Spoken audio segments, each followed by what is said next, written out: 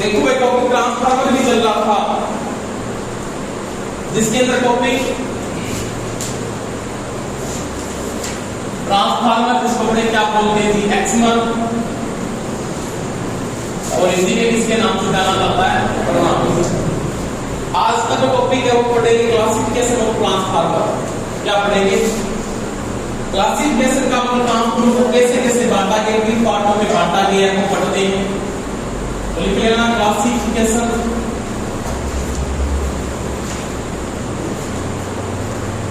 Of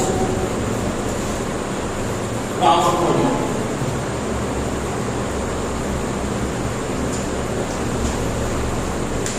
kin किन आधार पे transformer का डिवाइडेशन किया जाता है? सबसे पहले एक नंबर तो आता है कोर का जो मटेरियल है। कोई भी ट्रांसफार्मर बना रहा हूं उनको किन किन क्लासों में इसको डिवाइडेशन किया जा सकता है। तो सबसे पहला जो एक नंबर पार्ट आएगा वो आएगा कोर पदार्थ। इसको क्या बोल सकते हो? कोर का मटेरियल। इसके आधार पे कोर पदार्थ के आधार पे एक नंबर डाल के लिखना कोर पदार्थ के आधार पर।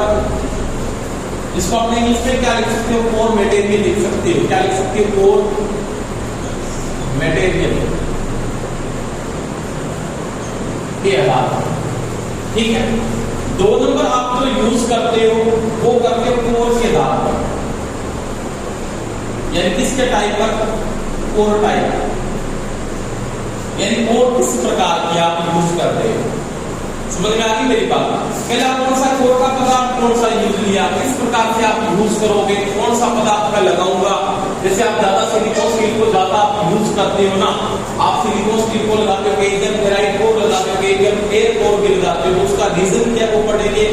तीसरी बात कोर का टाइप कौन सा है। जैसे आपकी कौन सी कोर होगी? सेल टाइप कोर होगी, टोर टाइप हो गया, ठीक है, बेरी टाइप हो गया, ठीक है। वो अपने जो टाइप यूज करेंगे, किस टाइप की कोर आप यहाँ पे क्या कर रहे हैं यूज करें, वो आता है कोर के आधार पे। 3 नंबर आता है एक्समर रेडियो। इसके आधार पर एक्समर रेडियो। अब रेडियो सभी को पता है क्या होता है? रेशो। ट्रांसफार्मर रेशो के आधार पे इसको डिवाइडेशन किया गया, जिसमें स्टेप अप और स्टेप डाउन दो प्रकार से आता है कि रेशो एक हो जाता है कौन सा ट्रांसफार्मर आता है वो भी आप डिवाइडेशन करोगे। 3 नंबर आता है ऑपरेटिंग सिस्टम। कौन सा? 4 नंबर ऑपरेटिंग सिस्टम, यानी संचालन के आधार पर इसको डिवाइडेशन किया जाता है। ऑपरेटिंग सिस्टम का मतलब होता है संचालन के आधार पर।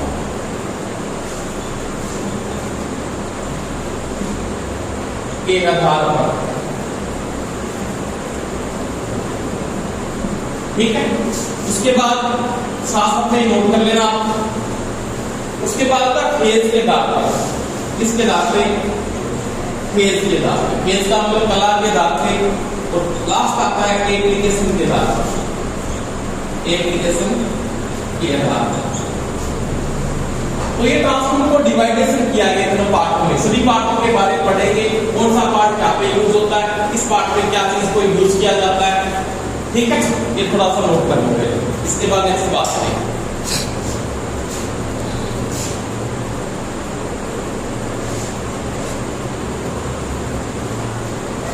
यहां तक तो कोई समस्या नहीं है किसी की?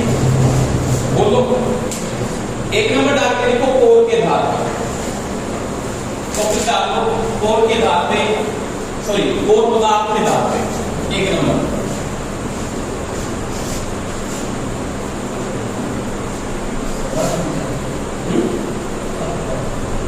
एप्लीकेशन के आधार पे। देखो सबसे पहले कोर के आधार पे जो ट्रांसफार्मर का यूज किया जाता है कि कोर का पदार्थ कौन सा है, ठीक है। इसका जो पहला टाइप आता है ना वो आता है वायु कोर। क्या आता है? वायु कोर। इसको फिर क्या बोल सकते हो? एयर कोर, या इसमें ये भी लिख सकता है पेपर। क्या दे सकता है? पेपर।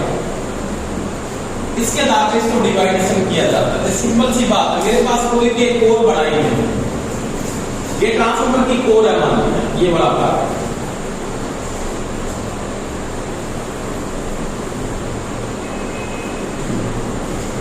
में आ गई मेरी बात।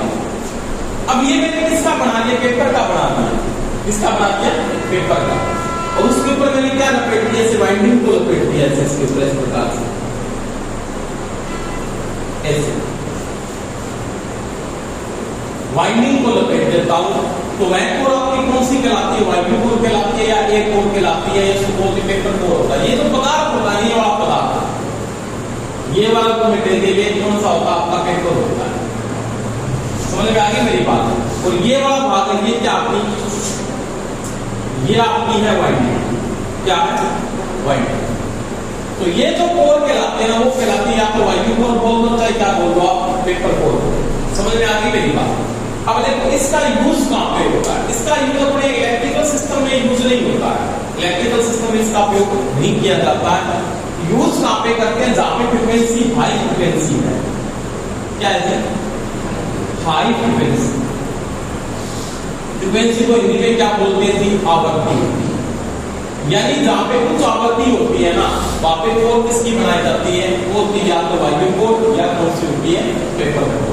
समझ में आ गई बात। तो नॉर्मल सी बात आप उल्टा प्रश्न पूछ सकता है कि आपकी जहां पे हाई फ्रीक्वेंसी होती है वहां पे कोर किसकी बनाते हो आप, तो वहां पे कोर बनाते हो पेपर की, या किसकी बनाते हो, वायु कोर बनाते हो। अब इसका रीजन क्या है कि आपने यहाँ पे आयरन कोर क्यों नहीं बनाया। आयरन का मतलब होता है लोहा, सिलिकॉन स्टील को आप यूज करते हो। अगर आप सिलिकॉन स्टील को यहाँ पे यूज करोगे तो यहाँ पे लोहेस्टी बहुत ज्यादा होगी।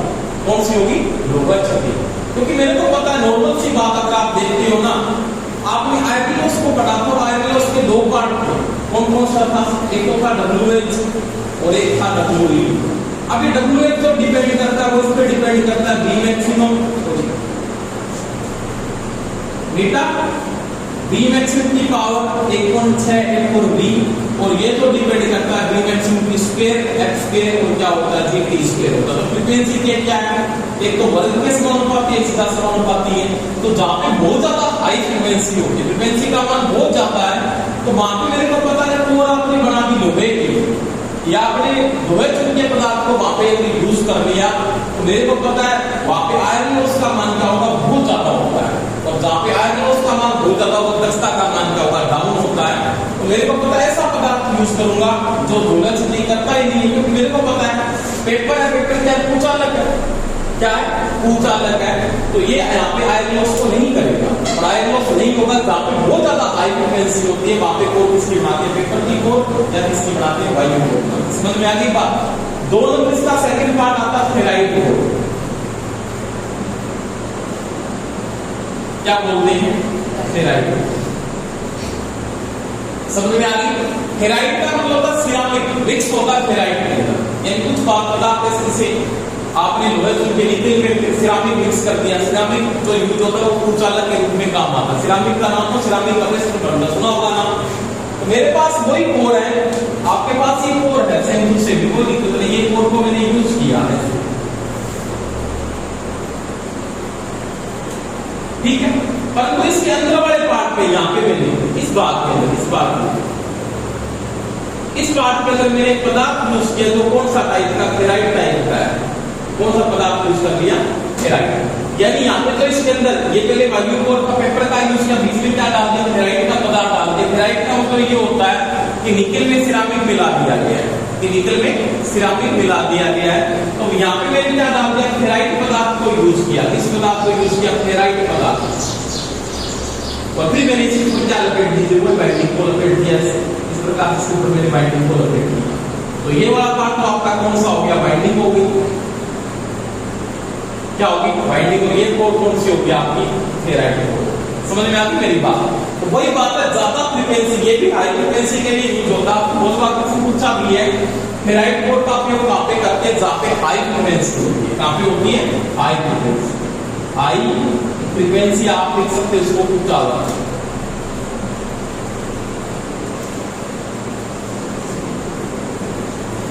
अब एक क्वेश्चन बनता है यहाँ पे, मोस्ट क्वेश्चन ये बनता है कि कोर में जो पदार्थ को यूज किया जाता है वो किसके आधार पे यूज किया जाता है। आपने को पता ही लग रहा है यहाँ पे किसके आधार पे यूज किया जा रहा है, आवृत्ति के आधार पे यूज किया जा रहा है, फ्रीक्वेंसी के आधार। ये फ्रीक्वेंसी बताएगी कौन सा पदार्थ मैं यहाँ पे यूज करूं। देखो अभी दोनों पर्सन में उच्च आवृत्ति है, यहाँ पे भी उच्च आवृत्ति है। तो अगर पर्सन ऐसे आ गया कि हाई फ्रीक्वेंसी के लिए कौन सा पदार्थ काम में आएगा, आपको अक्सर में ये भी दिया है, ऑप्शन में आपको ये भी दिया है, तो आपको ए और बी दोनों दिए तो दोनों सही है।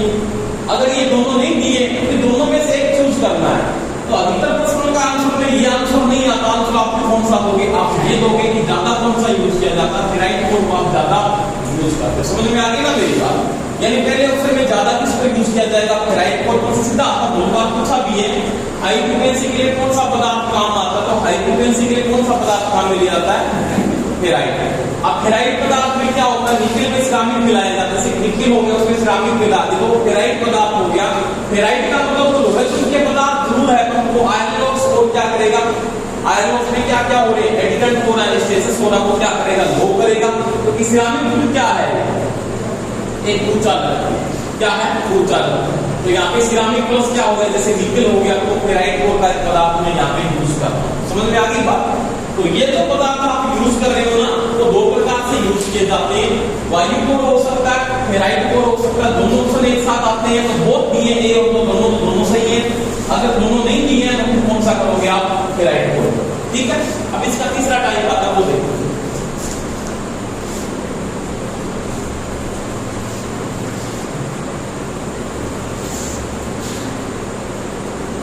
3 नंबर कौन सी कोर आती है? वो आती है लोहे कोर। कौन सी आती है? लोहे कोर। 3 नंबर में इसको अपने बोल सकते हो आप आयरन कोर बोल सकते हो। एक ही बात है, क्या बोल सकते हो? Iron core. ये भी पदार्थ है। ये साधारण फ्रीक्वेंसी के लिए अपने यूज होता है, जो नॉर्मल फ्रीक्वेंसी के लिए अपने यूज होता है। ये 50 हर्ट्ज के लिए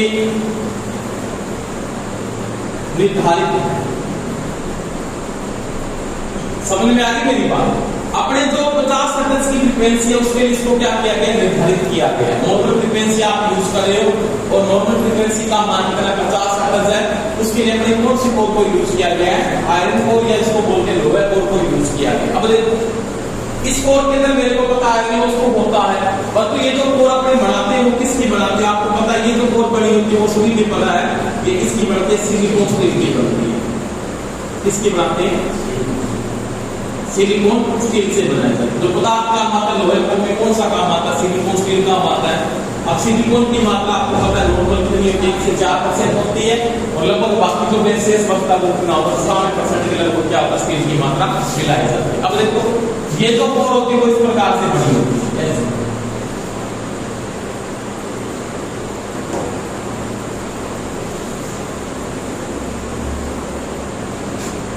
ठीक ऐसे ही होती है ना।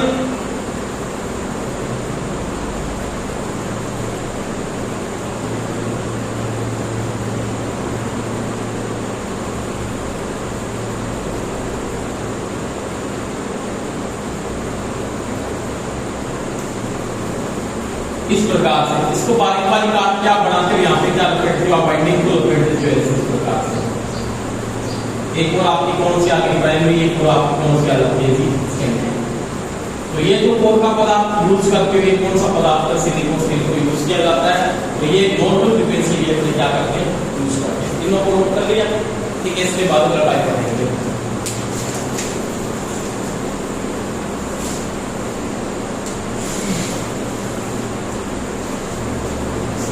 ठीक है, उसके बाद कहता है कोर के दाब पे ट्रांसफॉर्मर के प्रकार। इसके दाब पे कोर के दाब।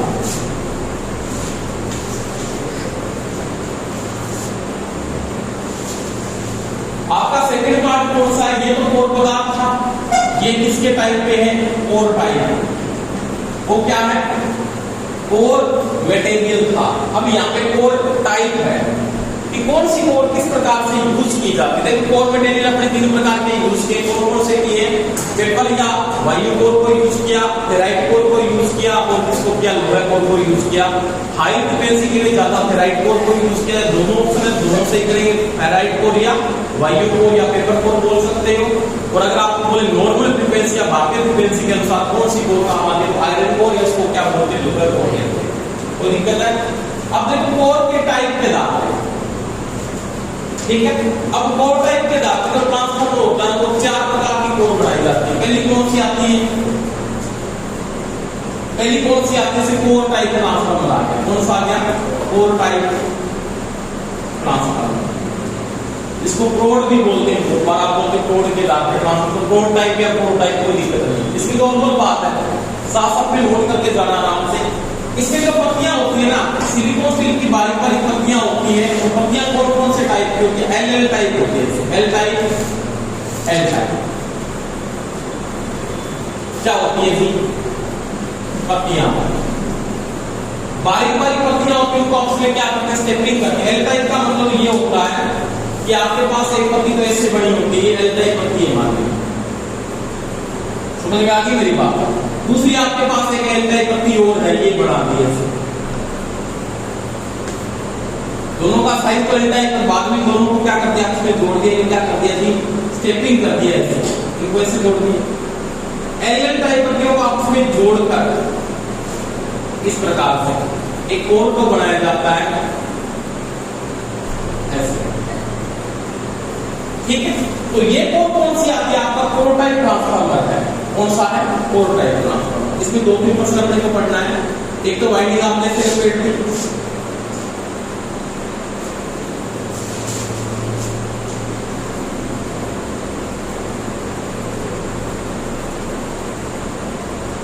यहाँ पे आपने सप्लाई के साथ इसको जोड़ दिया,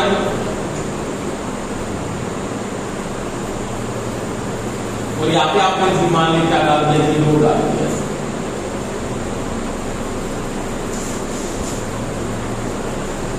ठीक है, अब देखो यहाँ पे दो तीन बातें समझनी है। पहली बात, दोनों कोरे अलग अलग आलम के ऊपर आधारित होती है, अलग अलग भुजा पर आधारित है। इसकी भुजा क्या है? अलग है। इसकी भुजा क्या है? अलग है। यानी दोनों वाइंडिंगें हैं वो अलग अलग भुजा के ऊपर आधारित की जाती है, आमने सामने, और दोनों के बीच का जो फ्लक्स होता है वो क्या होता है? एक ही होता है। ऐसे चलता है ये फ्लक्स। ये आपका फ्लक्स का रास्ता, इसको मैंने किससे साइन किया था? मैग्नेटिक, इसको फाइम से साइन किया था। इसको मैं ये लिख सकता हूं, एल टाइप के आपस में स्टेपिंग करते हो, अलग अलग आलम पर वाइंडिंग आधारित है। क्या है? वाइंडिंग आधारित। बात समझ में आ गई सभी? दूसरी बात, यहां पे एक बात करेंगे, दोनों वाइंडिंगों के बीच में क्योंकि फ्लक्स का एक ही रास्ता होता है, दोनों वाइंडिंगों या वाइंडिंग को चुंबकीय फ्लक्स का एक ही रास्ता होता है। बात समझ में आई कि नहीं?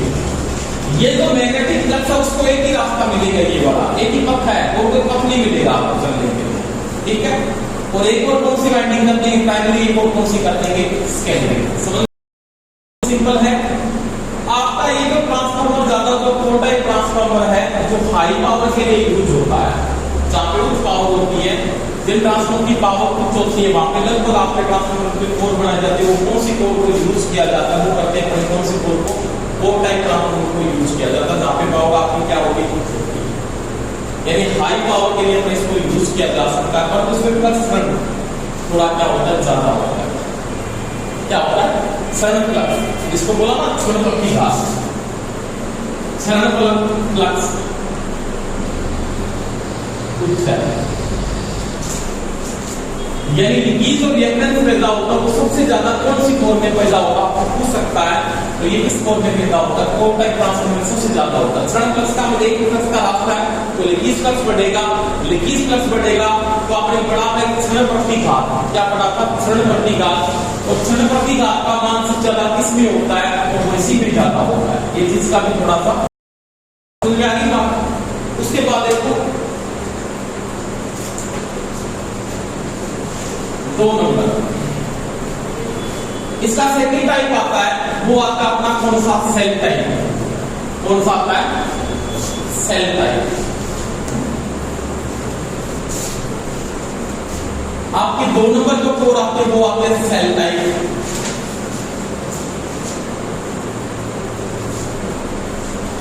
ये आते हैं, ठीक है? इसमें देखो पत्तियों का जो नॉर्मली साइज होता है ना, पत्तियां कौन सी यूज होती है? इसमें एक पत्ती होती है ई टाइप। कौन सी होती है? एक तो ई टाइप होती है, एक कौन सी होती है? आई टाइप होती है। ई व आई टाइप पत्तियां। बात समझ में आ गई मेरी?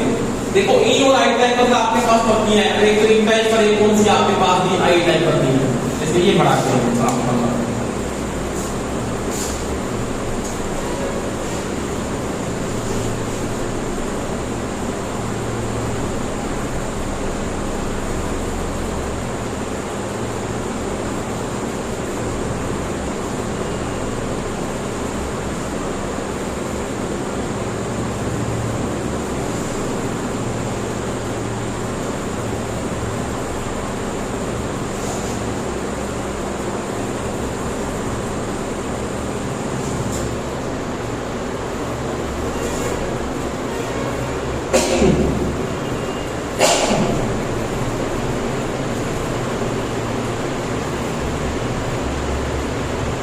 ठीक है। ये ई टाइप पत्ती है मान लीजिए, इसके साथ आई टाइप पत्ती को उसमें क्या करोगे, स्टेपलिंग कर दिया आपने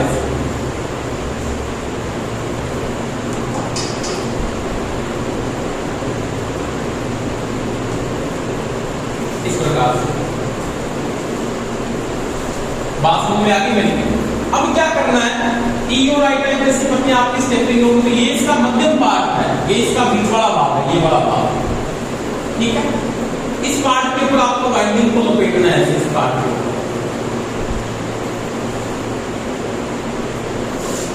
एक और से सप्लाई दे दी और एक और से क्या ले लिया आपने, आउटपुट ले लिया। अब इसके ऊपर क्या होगा, वाइंडिंग एक दूसरे के क्या होगा, ऊपर नीचे लपेटी होगी, इस वाइंडिंग के ऊपर आपने लपेटा, उसी के ऊपर लपेट दिया इसको। एक और को नीचे कौन सी लपेटी गई वो बात की बात है।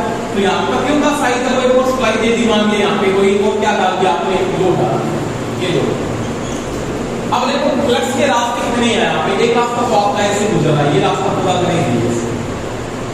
बात समझ में आई? कोई रास्ता कौन सा हो गया, ये वाला रास्ता। फ्लक्स कितने रास्ते हो गए, दो। यानी तो फ्लक्स है, कौन सा फ्लक्स है, चुंबकीय फ्लक्स, ये दो रास्ते होंगे, ठीक है। दूसरी बात, क्षण फ्लक्स क्या होगा भाई, क्षण फ्लक्स इसको बोलो रिलीज फ्लक्स, वो क्या होगा जी, न्यूमन होगा, उसकी बजाय क्या होगा, कम होगा। उसके बाद वो यहाँ पे कहता है 3 नंबर बात, चुंबकीय फ्लक्स में दो रास्ते, क्षण फ्लक्स न्यूमन होता है। उस समय आपको एक चीज का ध्यान रखना है, पहले वाइंडिंग कौन सी लपेटी जाएगी, पहले एलटी लपेटते हैं, उसके बाद कौन सी लपेटते हैं, एसटी। कोर के नीचे वाले भाग से, यानी कोर के नीचे एलटी व ऊपर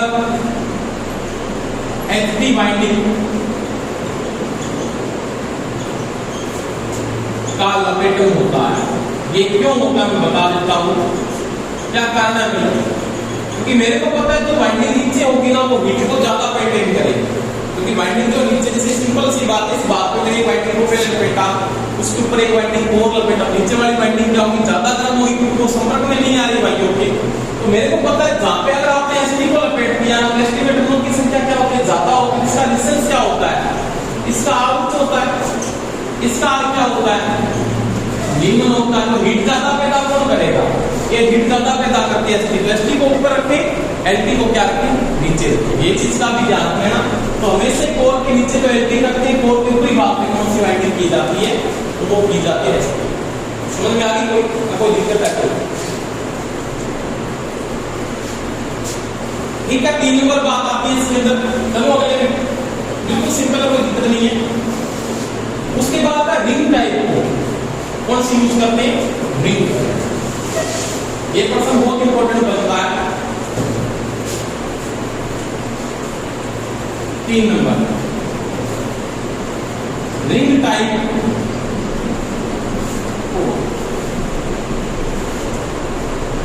देखो ये रिंग टाइप कोर का यूज कहां पे होता है, पहली बात रिंग का मतलब होता है बिल्कुल घोड़े की तरह बना होता है। रिंग देखिए मुट्ठी के टाइप होता है, ऐसे।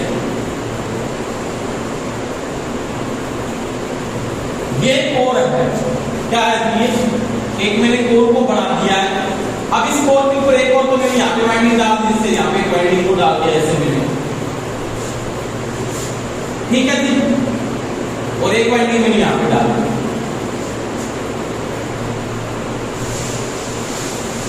एक को तो मैंने सप्लाई दे दिया और एक और मैंने क्या कर दिया जी, लोड कर दिया। ये रिंग टाइप हो रहा है, समझ में आ गई। चुंबकीय फ्लक्स का रास्ता भी एक होगा, तो इसका यूज कहाँ पे होता है? इसका यूज करते हैं मेजरिंग इंस्ट्रूमेंट का, इसमें यूज किया जाता है। जैसे आपने देखा कीपॉन मीटर देखा होगा, सिटी पिटी आपने देखी होगी, तो जहाँ पे जो ये कोरे यूज होती है मेजरिंग जो इंस्ट्रूमेंट है, जहाँ पे ट्रांसफार्मर यूज किया जा रहा है मेजरिंग इंस्ट्रूमेंट के अंदर, तो वहां पे रिंग टाइप से कीपॉन मीटर ऐसे बना होता है। नॉर्मल आप देखो कीपॉन मीटर की वाइंडिंग ऐसे की जाती है। तो जो मापी यंत्र है ना, कौन से होते हैं? मापी यंत्र। मेजरिंग इंस्ट्रूमेंटों की जो वाइंडिंग होती है उनमें कौन सी कोर का यूज किया जाता है? वो रिंग टाइप कोर को यूज किया जाता है। कौन सी कोर को यूज करते हैं? Ring type. मापी यंत्र जैसे सिटी हो गया, पिटी हो गया मान लिया, या आप किसको यूज कर रहे हो? कीपॉन मीटर हो गया। कीपॉन मीटर में भी सिटी पिटी का यूज किया जाता है। उन मीटरों में कौन सी कोर को यूज किया जाता है? रिंग टाइप कोर को यूज करते हैं।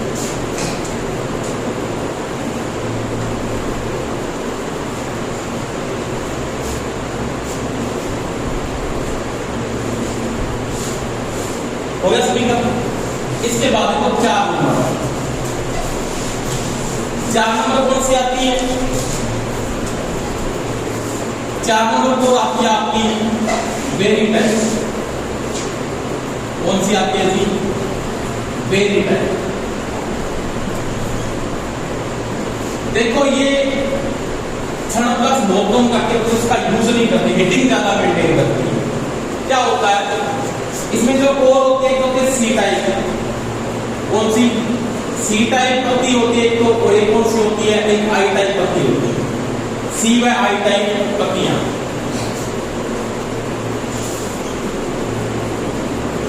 बात समझ में आ गई सभी? अब देखो इनमें क्या सिस्टम बना होता है कि एक पत्ती होती है बिल्कुल सी टाइप, बिल्कुल क्या होती है? बेलनाकार आकृति की होती है, ऐसे इस प्रकार से ऐसे बनी। ठीक है। अब इसमें क्या होता है? सी टाइप पत्तियों को ऐसे फंसाया जाता है इस प्रकार से अंदर इसके ऐसे।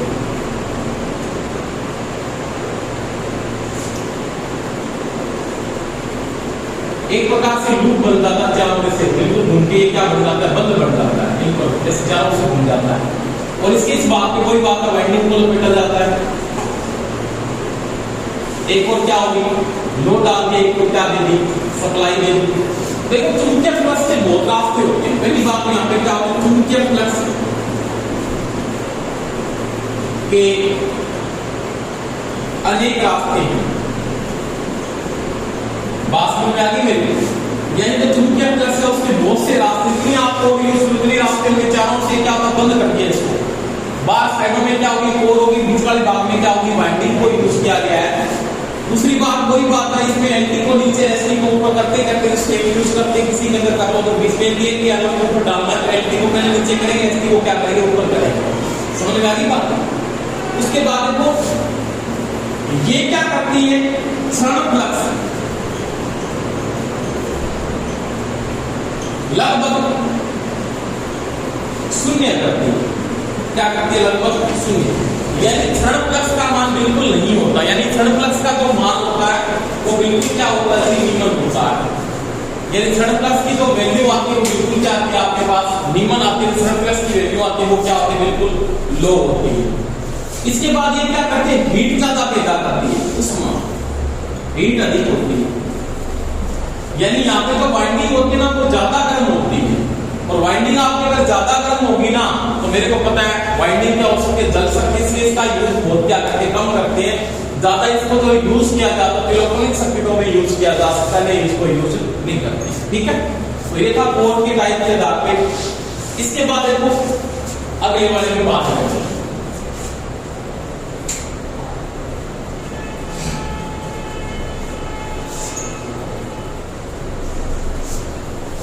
उसके बाद को ट्रांसफार्मर रेडियो के आधार पर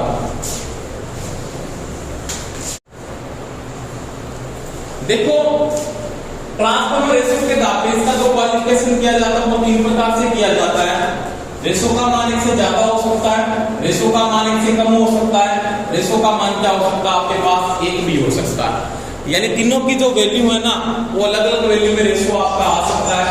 और जब रेशो का मान 1 से ज्यादा होगा तो n से ग्रेटर देन क्या होगा? NP होगा, ES ग्रेटर देन EC होगा, IQ ग्रेटर देन IS होगा, ZS ग्रेटर देन क्या होगा? ZC होगा। ट्रांसफर आपका कौन सा हुआ, स्टेप अप या कौन सा होगा, वो चाहिए ट्रांसफर होगा। अगर इसको का मान इससे कम होता है तो NS लेस देन NP होता है, PS लेस देन EP होता है, ZS लेस देन ZP होता है, ट्रांसफॉर्मर कौन सा होता है, स्टेप डाउन होता है। अगर इन सभी का मान इक्वलमेंट बराबर आता है, K बराबर क्या 1 है, NS बराबर NP है, ES बराबर EP है, IPS बराबर IS है, ZS बराबर ZP है, ट्रांसफॉर्मर कौन सा कहलाता है, आपका आइसोलेशन ट्रांसफॉर्मर कहलाता है। कोई दिक्कत है यहाँ बोलो, ठीक है। इसके बाद एक और नेक्स्ट पढ़ेंगे, वो क्या आपका फ्रीक्वेंसी के लाभ एक्स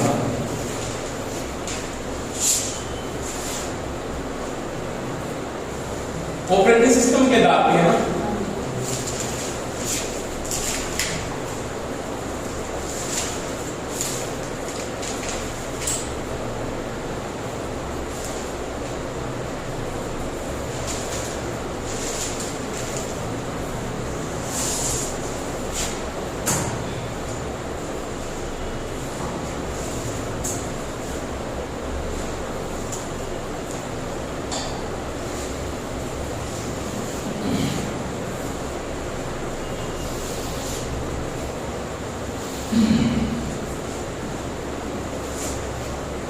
उसके बाद ऑपरेटिंग सिस्टम के आधार पर ट्रांसफॉर्मर के प्रकार क्या पढ़ना है, ऑपरेटिंग सिस्टम के आधार पर TF।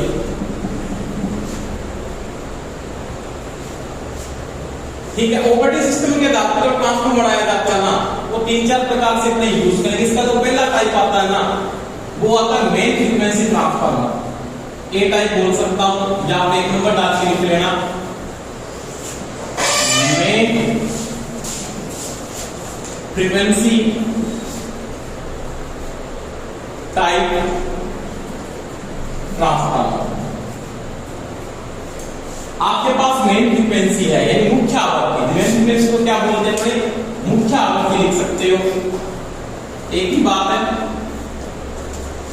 मुख्य आवृत्ति ट्रांसफॉर्मर, एक ही बात है। अब ये अपने को ध्यान रखना है। पहली बात तो यहाँ पे मैंने एक बात नोट की थी कि आपके जो मुख्य ट्रांसफॉर्मर है ना, उनकी जो कोर होती है ना, कोर वो किसकी बनी होती है, कौन सी कोर को यूज किया जाता है। पहली बात है यहाँ पे कोर टाइप ट्रांसफॉर्मर काम आता है। कौन सा काम आता है, कोर टाइप ट्रांसफॉर्मर। समझ में आ गई मेरी बात। कोर टाइप का मतलब जिसकी नॉर्मल फ्रीक्वेंसी का मान कितना होता है, 50 हर्ट्ज। ये सारे के सारे जो ट्रांसफॉर्मर होते हैं 50 हर्ट्ज के नॉर्मल फ्रीक्वेंसी पे क्या करते हैं काम, इसको बोलते हैं नॉर्मल फ्रीक्वेंसी आपकी, नॉर्मल फ्रीक्वेंसी या नॉर्मल आवृत्ति। उसके बाद क्या बोल सकता है, ये ट्रांसफॉर्मर कहां पे यूज करते हैं, तो आप किसी चीज को स्टेबलाइज करते हो। स्टेबलाइज का मतलब रेक्टिफिकेशन में यूज करते हो। किसमें यूज करते हो, रेक्टिफिकेशन। नाम सुना सभी, सुना है कि नहीं सुना। रेक्टिफिकेशन में यूज करते हैं, लो वोल्टेज में यूज करते हैं, लो वोल्टेज डीसी के लिए इसको यूज किया जाता है। लो वोल्टेज डीसी को मतलब वोल्टेज को क्या करना, अपने को स्टेप डाउन में यूज करना है। और रेडियो रिसीवर में भी इसका उपयोग किया जाता है। इसमें करते हैं रेडियो रिसीवर में भी इसका क्या है उपयोग है। देखो क्या कहना चाहता है, पहली बात है ये, तो आपके पास कोई एक ट्रांसफॉर्मर है, लो फ्रीक्वेंसी का मतलब ये होता है आपने ट्रांसफॉर्मर की कोर को बना दिया, ट्रांसफॉर्मर की प्राइमरी वाइंडिंग है, ये आपकी सेकेंडरी वाइंडिंग है। समझ में आ गई मेरी बात। एक और आपके पास ट्रांसफॉर्मर की प्राइमरी वाइंडिंग है, एक और आपके पास क्या सेकेंडरी वाइंडिंग है। तो यहाँ पे वोल्टेज को स्टेप डाउन करने के लिए आपने क्या कर दिया, सेकेंडरी वाइंडिंग की और आपने टेपिंग निकाल दी। ऐसे टेपिंग ट्रांसफॉर्मर जिसको अपने कहते हैं नॉर्मल, इसे सप्लाई देनी यहाँ पे बेस और न्यूट्रल हो गया। ये 230 वोल्टेज की आपने यहाँ पे सप्लाई दे दी है। अब मेरे को मान लिया यहाँ पे 12 वोल्ट मिल गए, यहाँ पे 6 वोल्ट मिल गए, यहाँ पे 5 वोल्ट मिल गए। अलग अलग टेपिंग आप कौन सी टेपिंग को आप यूज कर रहे हैं, तो वो ट्रांसफॉर्मर आपके क्या मुख्य आवृत्ति के ट्रांसफॉर्मर होते हैं। बड़ा सिंपल बात है, रेक्टिफिकेशन में वोल्टेज को स्टेप डाउन नहीं करना पड़ता है। 230 वोल्टेज तो नहीं चाहिए आपको, जैसे 12 वोल्टेज चाहिए तो 12 वोल्टेज को मैं स्टेप डाउन करूंगा, उसके बाद मैं डायोड लगा के इसको क्या करूंगा, रेक्टिफिकेशन करूंगा। या तो ये कर लो, या ऐसे नहीं बना हुआ तो आप अलग अलग फ्रीक्वेंसी में अलग अलग कोई यूज भी कर सकते हैं ऐसे वाइंडिंग को। अलग अलग ट्रांसफॉर्मर की अलग अलग है, जैसे ये अलग यूज कर लिया, ये अलग यूज कर लिया और ये अलग यूज कर लिया। यहाँ पे मेरे को 12 वोल्टेज मिलेगी, यहाँ पे 6 वोल्टेज मिलेगी, यहाँ पे मान लीजिए 2 वोल्टेज मिलेगी। तो ये क्या है, अलग अलग आपकी मुख्य ट्रांसफार्मर की मेन फ्रीक्वेंसी के साथ ये काम कर रहा है। ये 12 वोल्टेज देगा मेरे को, स्टेप डाउन कर रहा है। क्यों कर रहा है? डीसी के लिए पर इसको यूज किया जाता है, जहां पे आप रेक्टिफिकेशन कर सकते हो। लो वोल्टेज के आपको डीसी चाहिए तो अपने स्टेप डाउन करके बाद में क्या लगाएंगे, डायोड या रेक्टिफायर आगे लगाएंगे। क्योंकि डायोड और जो रेक्टिफायर यूज होता है वो लो वोल्टेज के लिए यूज होता है, हाई वोल्टेज पे यूज नहीं होता। हाई वोल्टेज पे अगर हाई वोल्टेज को डीसी को आपको क्या करना है, एप्लीकेशन डीसी में आपको हाई वोल्टेज की डीसी को अगर एप्लीकेशन करना है तो किसका यूज करते हैं, इसका यूज करते हैं एचसीआर। आपको मैंने करवाया इलेक्ट्रॉनिक्स के अंदर, अगर हाई वोल्टेज के डीसी को आपको एप्लीकेशन करना है तो फिर तो आप एचसीआर लगाते हो। जैसे आपको पता है डीसी मोटर को चलाने के लिए आप एचसीआर को यूज करते हैं कंट्रोलिंग डिवाइस के अंदर, परंतु यहाँ पे एचसीआर का यूज नहीं करते हैं। यहाँ पे डायोड लगा रहे हो तो डायोड मेरे को पता है नॉर्मल वोल्टेज की लो वोल्टेज पे काम करने वाला है। तो वोल्टेज को डाउन करेंगे पहले, किसको, डीसी को। एसी को डाउन करेंगे किसके द्वारा, ट्रांसफार्मर के द्वारा। तो ये नॉर्मल फ्रीक्वेंसी का आपका ट्रांसफार्मर होगा जो क्या करेगा, टेपिंग के बाद वोल्टेज को क्या करेगा, स्टेप डाउन करेगा। उसके बाद आप डायोड को लगाएंगे, डायोड एसी को क्या करेगा, डीसी में कन्वर्ट करेगा। तो वही बात मैंने क्या बोली रेक्टिफिकेशन में। अगर लो वोल्टेज में डीसी चाहिए तो वो मिलती है अपने को, और रेडियो रिसीवर में भी इसका उपयोग किया जाता है। ठीक है, इसके बाद और ये नोट कर लो, एक बना सा थोड़ा सा।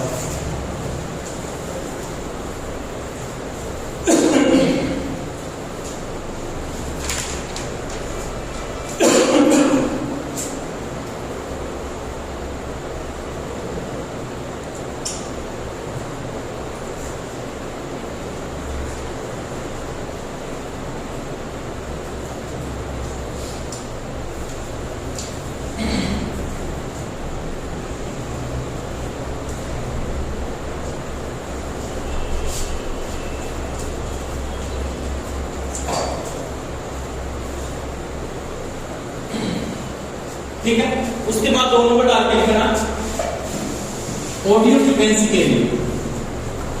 पहले मेन फ्रीक्वेंसी के लिए लिखा, उसके बाद लिखना ऑडियो फ्रीक्वेंसी के लिए। इसका दूसरा टाइप सेकंड। ऑपरेटिंग सिस्टम में अपन 2 नंबर कौन सा पढ़ेंगे, ऑडियो फ्रीक्वेंसी। ऑडियो फ्रीक्वेंसी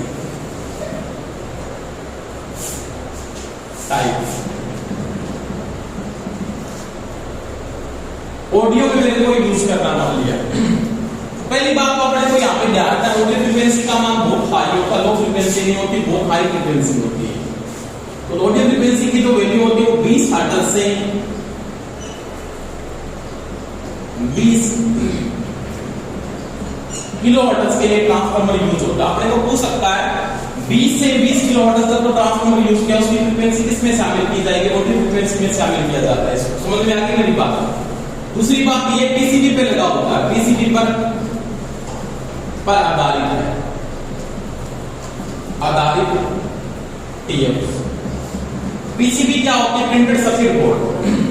क्योंकि सारा का सर्किट इलेक्ट्रॉनिक्स डिवाइस में यूज करूंगा, फ्रीक्वेंसी इलेक्ट्रॉनिक्स डिवाइस में यूज होती है, तो ये पीसीबी के ऊपर लगा होता है। पीसीबी समझते हो, प्रिंटेड सर्किट बोर्ड आता है, उसके ऊपर इसको लगाया जाता है। उसके बाद इसका जो यूज होता है वो इलेक्ट्रॉनिक्स सर्किट में यूज होता है। इसमें यूज होता है इलेक्ट्रॉनिक्स सर्किट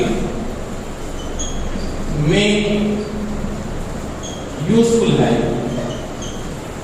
समझ में आ गई मेरी बात। इलेक्ट्रॉनिक सर्किट का मतलब इलेक्ट्रिकल सर्किट मैंने बताया, इलेक्ट्रॉनिक सर्किट भी आपको बताया मैंने। उसके बाद देखो ये पीसीबी के ऊपर क्या होता है, कपलिड होता है। कपलिड का मतलब उसके ऊपर कपलिड करके बनाया। सिंपल बात है, मेरे पास एक ट्रांसफार्मर है, ये ट्रांसफार्मर मैंने बना लिया, इसके ऊपर मैंने ट्रांसफार्मर को यूज किया। अब पीसीबी के मतलब इसका ऐसे कांटेक्ट होते हैं, ऐसे निकले इसके मतलब ये इसके क्या टर्मिनल है। ये पीसीबी के ऊपर क्या होते हैं, कपल्ड होता है। कपल्ड का मतलब इसके ऊपर लगाए जाते हैं, यानी पीसीबी के ऊपर कपल्ड किए जाते हैं। ऐसे नहीं टर्मिनल बाहर निकल गया, नहीं।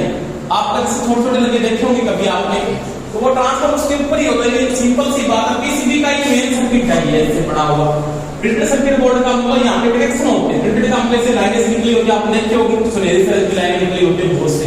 ऑपरेटर सर्किट बोर्ड के उसके ऊपर इसके ऊपर कपड़े दिखा दिए, बीच में कोई कनेक्शन नहीं, इसके नीचे यहाँ पे कनेक्शन कर दिए इसके नीचे। तो ये क्या होता है, पीसीबी पर कपल्ड है, कपल्ड होता है, ठीक है। तो ये चीज का ध्यान रखना थोड़ा सा। 20 से हर्ट्ज से 20 किलो हर्ट्ज तक यूज होता है, पीसीबी पर डायरेक्ट रहता है, इलेक्ट्रॉनिक सर्किटों में यूज किया जाता है, पीसीबी के ऊपर क्या होता है, कपल्ड किया जाता है, ठीक है। उसके बाद देखो नेक्स्ट हाई फ्रीक्वेंसी के लिए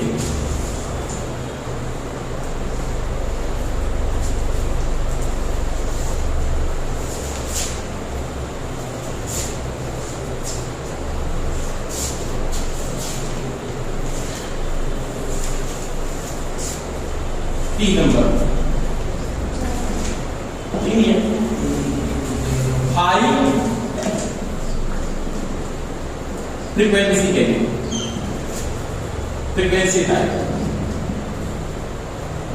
देखो हाई फ्रीक्वेंसी के लिए तो ट्रांसफार्मर यहां पे यूज होता है ना।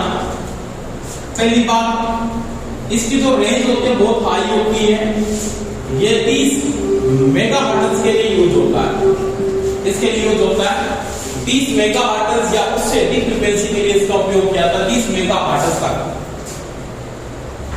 इसका उपयोग किया था। 30 मेगाहर्ट्ज की फ्रीक्वेंसी का मान बहुत ज्यादा होता है।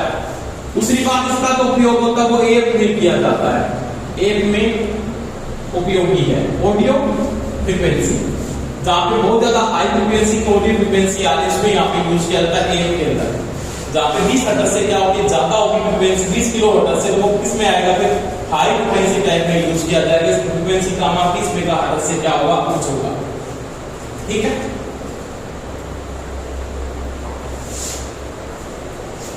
और इसका जो आकार होता है ना, इसका आकार एक से क्या होता है, छोटा, एक से छोटा साइज होता है, ये नोट करना है। समझ गया, ये बात नहीं है। एक का साइज मैंने बनाया, ट्रांसफार्मर ऐसे बना हुआ, बिल्कुल बिल्कुल ऐसे बना हुआ है, इसके ऊपर कपड़े है पीसीबी में, इसका जो साइज होगा इससे बिल्कुल क्या होगा, छोटा होगा, ये कहना चाहता है। यानी ऑडियो फ्रीक्वेंसी से इसका जो साइज होता है वो क्या होता है, छोटा होता है, ठीक है। इसके बाद नेक्स्ट लिखो, इसकी जो कोर होती है, कोर वो होती है या तो ब्रास की, इसकी होती है ब्रास की, या होती है एयर कोर, ठीक है, या क्या होती है पेपर कोर, पेपर कोर, ये नोट करना है। इसकी जो कोर होती है वो या तो ब्रास की होती है, या एयर की होती है, या किसकी होती है, पेपर की होती है। इसे टनल एक्समर भी कहते हैं, एक चीज और नोट कर लेना, इसे टनल एक्समर भी कहा जाता है।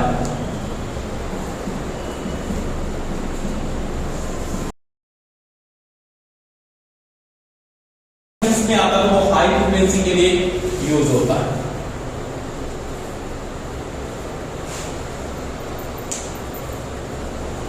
ठीक है। उसके बाद देखो वेरी हाई फ्रीक्वेंसी के टाइप, वेरी हाई फ्रीक्वेंसी यानी बहुत ज्यादा फ्रीक्वेंसी में यूज, ये उस फ्रीक्वेंसी के लिए था। अब बहुत उस फ्रीक्वेंसी के लिए कौन सा यूज होता है, इसमें यूज होता है। 4 नंबर टाइप है इसका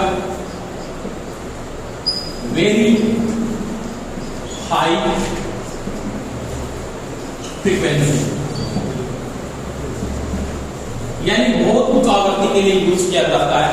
इसमें जो अपने यूज करते हैं ना, टेलीविजन रिसीवर में इसका उपयोग होता है, इसमें होता है टेलीविजन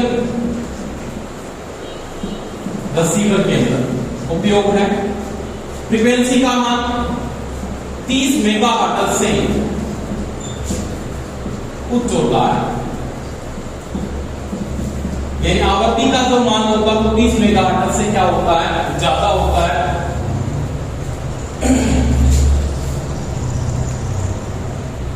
इसकी जो कोर होती है, कोर वो या तो किसकी होती है, एयर कोर होती है,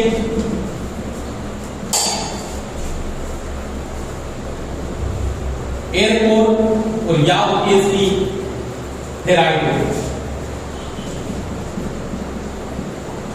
दोनों में से एक को यूज किया जाता है। तो एक फ्रीक्वेंसी के आधार पे 4 टाइप से इसको यूज किया जा सकता है। पहला कौन सा पढ़ा था आपने? नॉर्मल फ्रीक्वेंसी में अपने यूज किया था कि नॉर्मल, उसके बाद ओटी फ्रीक्वेंसी है, उसके बाद हाई फ्रीक्वेंसी है, उसके बाद वेरी हाई फ्रीक्वेंसी है। इन सभी का ध्यान रखना। नॉर्मल फ्रीक्वेंसी 50 हर्ट्ज का मान होगा जो अपने रेक्टिफिकेशन के लिए यूज किया जाता है। उसके बाद कौन सी थी आपके पास? ओटी फ्रीक्वेंसी थी, इसका मान 20 से 20 किलो हर्ट्ज तक यूज होता है। उसका पीसीबी के ऊपर लगाया जाता है, सारा का सारा इलेक्ट्रॉनिक सिस्टम के लिए यूज होता है। उसके बाद आता हाई फ्रीक्वेंसी। हाई फ्रीक्वेंसी में जो फ्रीक्वेंसी का मान होता है वो 30 मेगाहर्ट्ज तक होता है। उसके बाद का वेरी हाई फ्रीक्वेंसी, उसका मान क्या होता है? 30 मेगाहर्ट्ज से भी क्या होता है? उच्च होता है, टेलीविजन फ्रीक्वेंसी का उपयोग किया जाता है। ठीक है, उसके बाद अगले वाला उसके बाद तो फेज के दायरे ट्रांसफार्मर।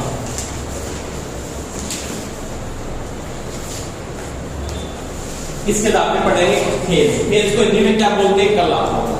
अब एक कला के आधार पे जो ट्रांसफार्मर है ना, वो आपको पता है कितने प्रकार का यूज होता है, कौन कौन से टाइप आप यूज करोगे।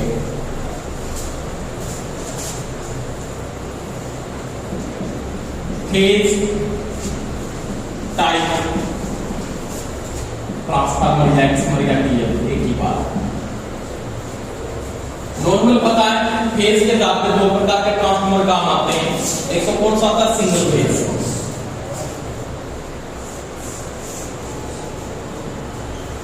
सिंगल फेज ट्रांसफार्मर, ठीक है।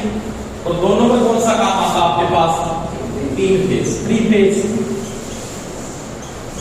ट्रांसफार्मर। बात समझ में आ गई? अब देखो सिंगल फेज का जो ट्रांसफार्मर आप यूज करते हो, ये सिंगल फेज की सप्लाई के ऑपरेट होते हैं, जिसका मान 230 वोल्ट नॉर्मल होता है, यानी सिंगल फेज की सप्लाई के ऊपर ऑपरेट किए जाते हैं।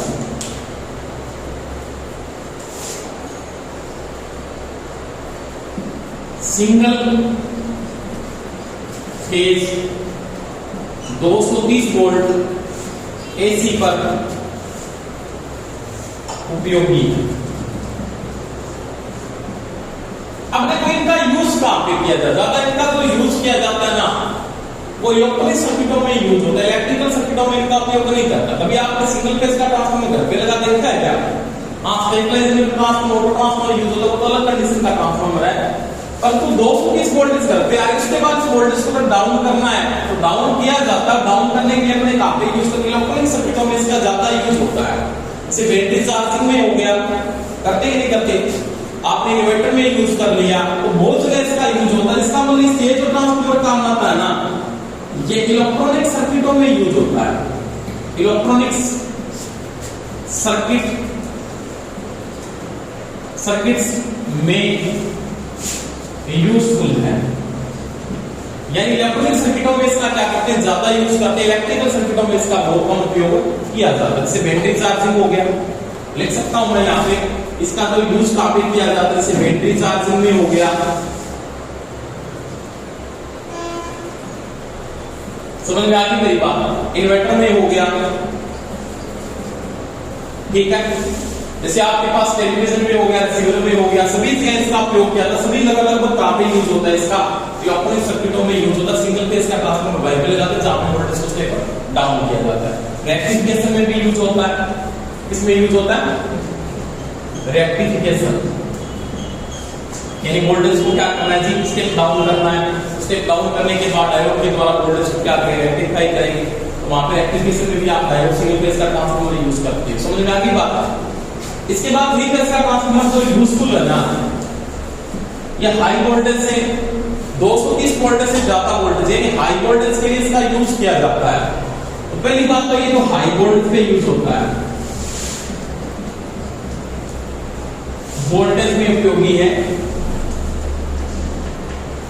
ठीक है।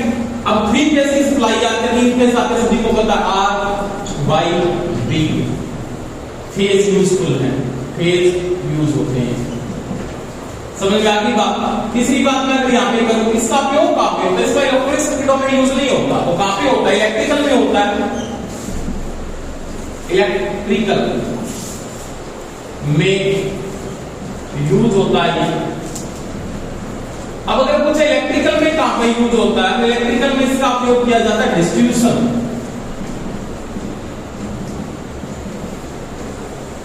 जिसको अपने हिंदी में क्या बोलते हैं, वितरण। क्या बोलते हैं जी, वितरण। और पारेषण, ठीक है, ट्रांसमिशन,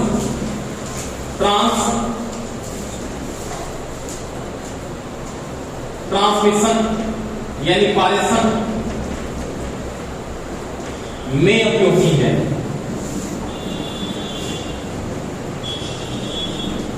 ठीक है, तो इन दोनों का ध्यान लेना, किसका यूज कहां पे किया जाता है।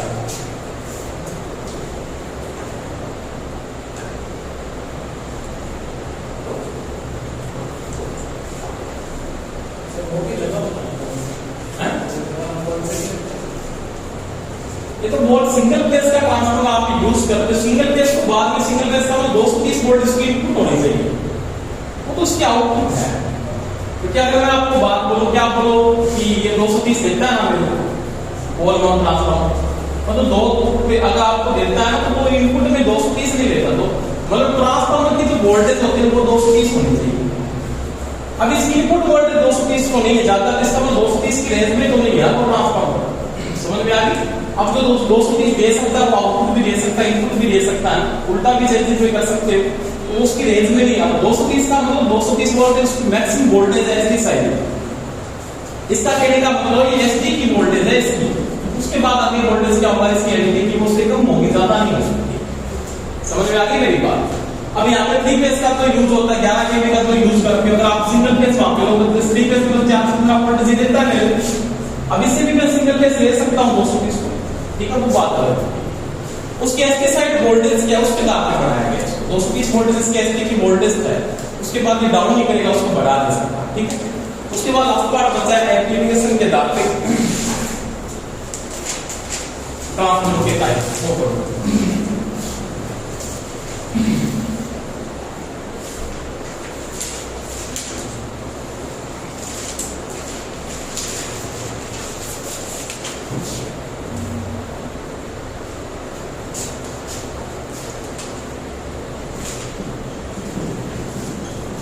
एप्लीकेशन के आधार पे जो ट्रांसफार्मर अपने यूज होते हैं, इसका नेक्स्ट टाइप है टाइप्स।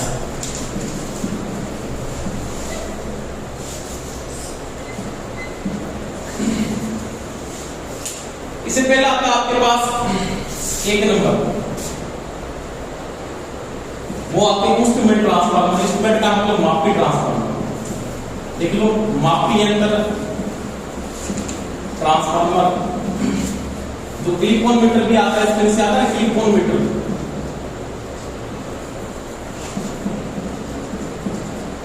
सिटी पिटी होगी, क्लिप ऑन मीटर हो गया, सारे के सारे इसमें आएंगे। सिटी होगी, पिटी होगी। सिटी पिटी क्या है, मापी यंत्र, बेसिक इंस्ट्रूमेंट है, वैसे एक प्रकार से कोई यूज किया जाता है। करंट ट्रांसफार्मर और पोटेंशियल ट्रांसफार्मर है, तो सिटी पिटी के रूप में यूज आता है। 2 नंबर इसका उपयोग किया जाता है स्थिर वोल्टेज एक्समर, यानी कांस्टेंट वोल्टेज रखने के लिए एक्समर बनाए जाते हैं, उसके द्वारा इसको बनता जाता है।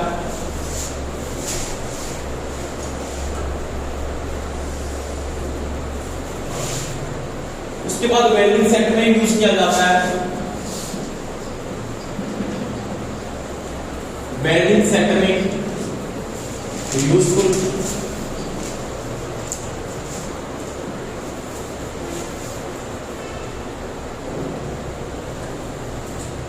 ऑटोमोबाइल्स में,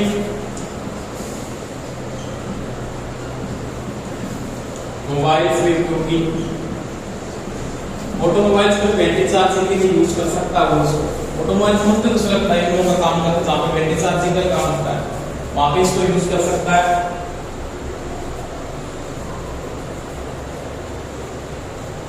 इसके बाद प्लस पल्स एक्समर में, पल्स एक्समर में, और पल्स एक्समर किसमें आता है, इलेक्ट्रॉनिक सर्किट होगा,